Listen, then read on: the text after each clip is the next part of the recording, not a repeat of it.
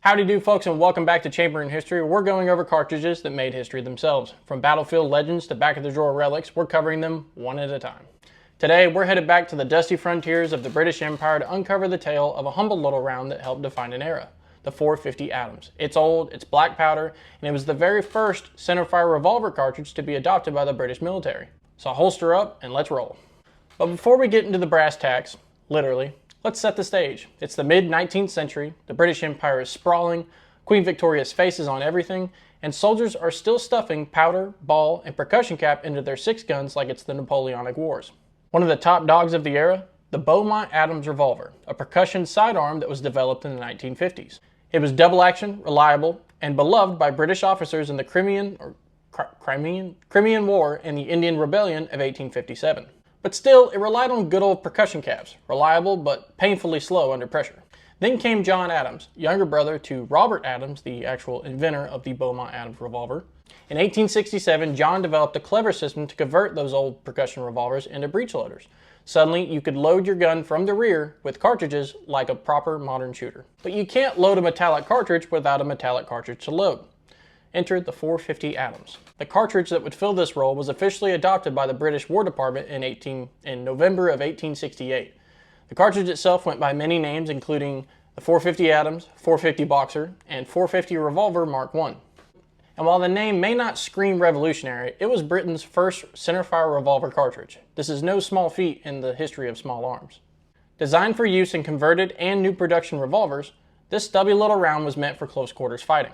Think colonial skirmishes, cavalry charges, and tight, smoky encounters where a revolver wasn't just a badge of rank, but a lifeline. But let's take a closer look at the cartridge itself. The 450 Adams is a short-rimmed, straight-walled black powder round originally loaded with a 225 grain lead round-nosed bullet, around 13 grains of black powder, an overall length of about 1.1 inches, muzzle velocity of 650 feet per second, give or take, and a muzzle energy of around 210 foot-pounds.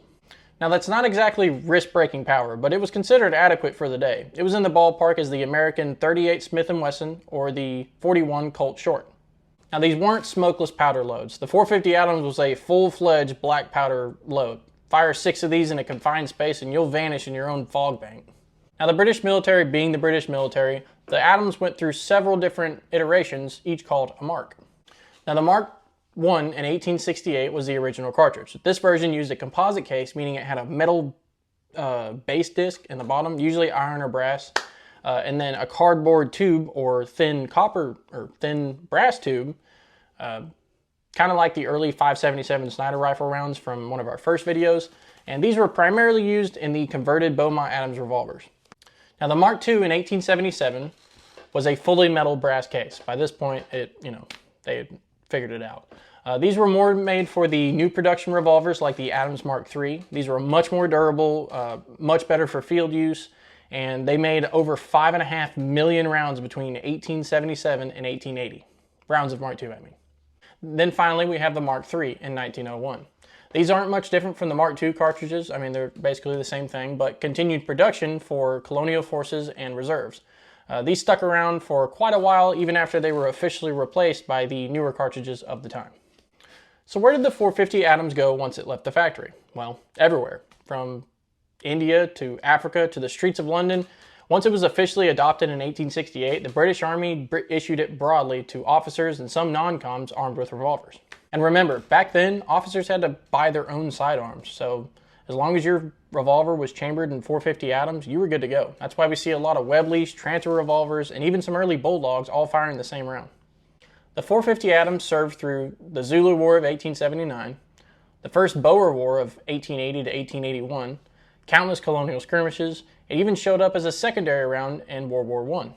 Now here's the catch. While the 450 Adams was known for its reliability, it wasn't exactly known for its knockdown power. Soldiers noticed something fairly quickly in the 450 Adams. While convenient and modern, it was a little, well, let's say underwhelming. Contemporary accounts and later ballistics tests described it as anemic. Against lightly clothed or unarmored targets, sure, it worked great. But in the tropics where your enemy might be wearing thick hide armor, cloth armor, or even carrying a shield, it often failed to stop the fight with one shot. One officer's account even described having to shoot a charging assailant 3 or 4 times before he actually went down. As a result, many officers started privately buying larger caliber revolvers, and the British military soon took the hint. In 1880, the British adopted the .476 Enfield, a larger, more powerful cartridge, and just 7 years later they adopted the even more iconic .455 Webley Mark I, which would go on to become the standard British revolver cartridge for both world wars. But despite being officially replaced, the .450 Adams simply refused to die. Why? Because, well, there were still stockpiles of ammo from when they made 5.5 million of them. Tons of old revolvers were converted and still in service. Colonial forces and police units didn't always get the nicest things, and it was just plain easy to shoot. The .450 Adams soldiered on in backwater posts, armories, and glove boxes well into the 20th century. Even after its military retirement, the .450 Adams lived a long, colorful civilian life. Webley Bulldogs, Colt new police revolvers, and countless other obscure knockoffs were all chambered in .450 Adams or compatible variants. In fact, it remained commercially available into the 1940s. Today, collectors and historical shooters love the .450 Adams because it's fun to shoot because there's almost no recoil. It's relatively easy to reload. You just cut down old .455 Webley cases. Original revolvers are still functional today, and it has tangible ties to British military history. There's even a growing number of black powder shooting enthusiasts who hand-load modern .450 Adams cartridges to its original specs. Load it up with 13 grains of FFFG, seat a 225 grain bullet, and boom, you're firing rounds just like they did in 1870. Just don't forget the mustache and pith helmet. So where does the .450 Adams sit in the grand scheme of cartridge history? It wasn't the most powerful, it wasn't the most famous, but it was the first of its kind in British military service. The .450 Adams bridged the gap between percussion and modern metallic revolver cartridges. It introduced British soldiers, and their enemies, to a new way of fighting. And it laid the groundwork for everything that came after. The .476 Enfield, the .455 Webley, and even the .38-200 of World War II. And perhaps most important, it still goes bang 150 years later. So thanks for joining us on this quick trip through early British military centerfire history and one of the cartridge world's early trailblazers. The .450 Adams may not knock down a rhino, but it sure did knock down some barriers. And speaking of what came next, in our next episode, we're shifting gears to something a little more obscure, but no less fascinating. We're talking about the .42 Berdan. This Russian military round may not be a household name, but it played a crucial role in the transition to metallic rifle cartridges across Eastern Europe. You won't want to miss it. So until then, keep your powder dry, your brass polished, and we'll catch y'all next time. Thank you.